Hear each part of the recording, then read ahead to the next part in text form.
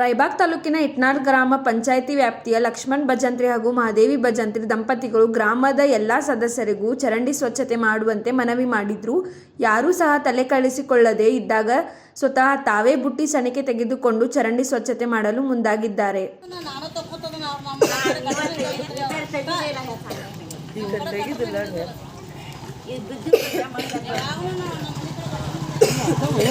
ಪ್ರತಿ ರಾತ್ರಿ ಸೊಳ್ಳೆಯ ಕಾಟ ಹಾಗೂ ಕೆಟ್ಟ ವಾಸನೆಯಿಂದ ಬೇಸತ್ತ ಇವರ ಮನವಿಗೆ ಯಾರೂ ಸ್ಪಂದನೆ ನೀಡದೇ ಇದ್ದಾಗ ಸ್ವಚ್ಛತೆ ಮಾಡಲು ಸ್ವತಃ ತಾವೇ ಮುಂದಾಗಿದ್ದಾರೆ. ಮಹಾದೇವಿ ಭಜಂತ್ರಿ ಎಷ್ಟು ತಿಂಗಳಿಂದ ತೆಗೆದಲ್ರಿ ಗಟ್ರ ಸ್ವಚ್ಛ ಮಾಡಿ ತೆಗ್ಯಾಂಗನ ಇಲ್ರಿ ಅವ್ರು.